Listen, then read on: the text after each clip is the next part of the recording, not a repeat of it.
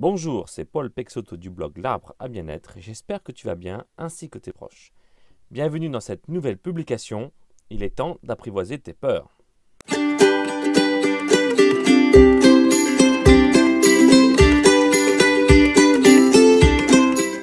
En ce moment, la peur n'a jamais été aussi présente dans notre société que depuis la dernière guerre mondiale. Durant ce triste épisode de notre histoire, elle était présente dans toutes les consciences. Peur du lendemain, peur de mourir de faim, peur d'être tué. Après la guerre, il a fallu reconstruire le pays et pour cela, un nouveau système social issu du Conseil national de la résistance est né. La sécurité sociale, la caisse d'allocation familiale, les indemnités chômage, un filet de sécurité qui ne fera de ces peurs qu'un douloureux souvenir. Puis passèrent les 30 glorieuses, les belles années de plein emploi, de consommation à outrance où l'espérance de vie passera de 60 à 80 ans. Mais dans les années 70 arrivera le début d'une série de crises qui réveillera nos vieux démons du passé cachés au plus profond de nous. Car la peur est bien cela, une émotion primaire qui ressurgit dès qu'un événement soudain nous rappelle combien nous sommes fragiles. Elle est pourtant notre instinct de survie qui nous protège d'une situation dangereuse. Nécessaire donc, mais pas toujours utile, surtout lorsque nous laissons la société l'entretenir à des fins inavouables. Ces dernières années ont vu passer dans notre pays des crises économiques provoquant des milliers de pertes d'emplois, la caisse de notre système de santé, la détérioration de nos conditions de travail, des attentats et désormais l'apparition d'un virus qui a bloqué pour la première fois le système économique mondial et provoqué des centaines de milliers de morts à travers le monde. Ce virus a fait de nous les nouveaux esclaves de la pire des peurs, celle de mourir qui ranime brutalement notre instinct de survie. Mais ce n'est pas la seule chose qui s'est logée en nous. Notre gouvernement, à travers ses lois liberticides de crise sanitaire qui devraient pourtant nous protéger, n'a fait que l'accroître à travers des discours anxiogènes. Il suffit d'écouter la toute première allocution du président sur la pandémie, dans laquelle il prononça 7 fois le mot « guerre ».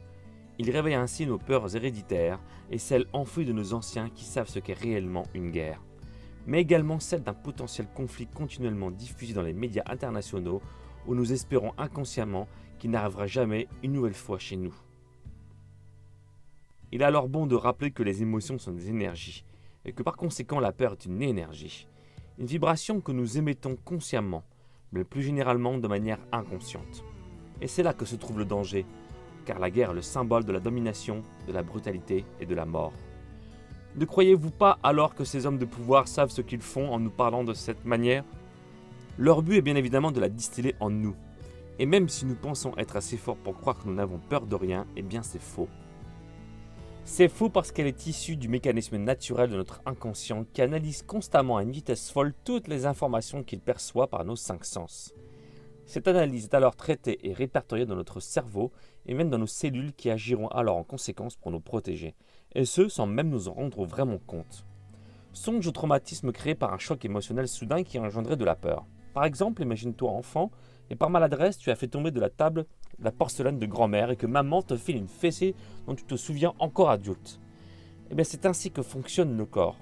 Il enregistre les traumatismes passés et réagit physiquement à travers la peur chaque fois qu'une situation similaire se présentera à nouveau.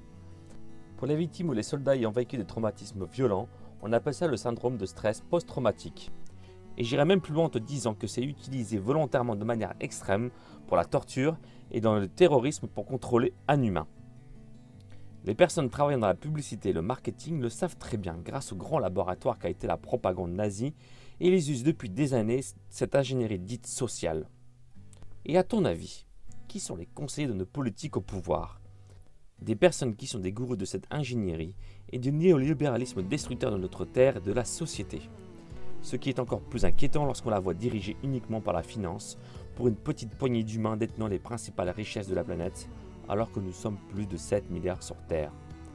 Malheureusement, force est de constater à la vue de la situation dans le monde que beaucoup trop d'humains vivent cachés derrière leur peur. Et on peut comprendre cela car la peur paralyse.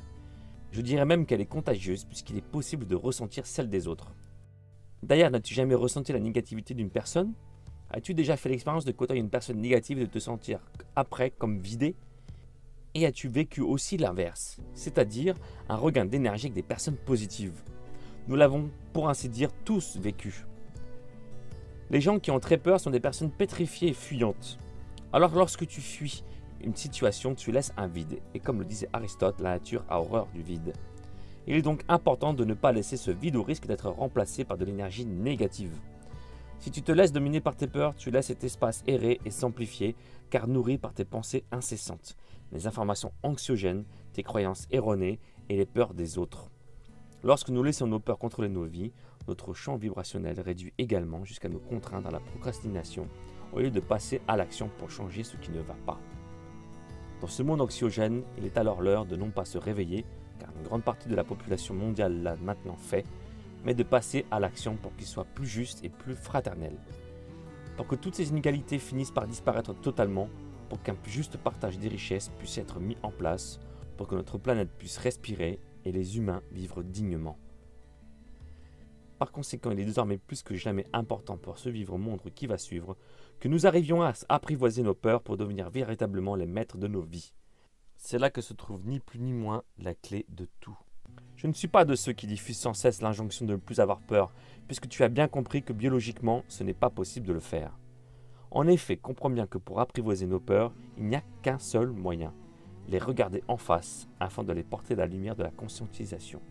C'est ainsi que tu arriveras à les surpasser, principalement si tu es hypersensible comme moi.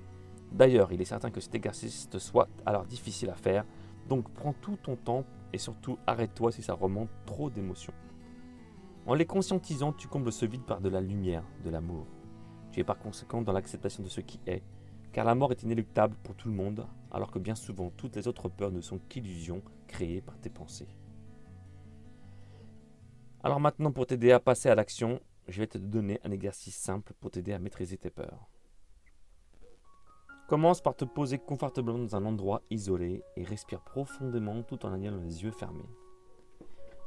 Imagine-toi dans un lieu sur un sommet d'une montagne, ou tout du moins quelque chose dans le genre, et contemple l'horizon. Admire le coucher de soleil. Sens sa chaleur sur ton visage. Apprécie ce moment de paix dans tout ton corps, tout en maintenant une respiration profonde et détends-toi. Reste ainsi pendant plusieurs minutes, le temps de ressentir une détente profonde. Une fois que tu es détendu, tu vas maintenant activer une de tes peurs. Pense-y tout en continuant à respirer profondément. Maintenant, donne-lui un nom et une forme quelconque.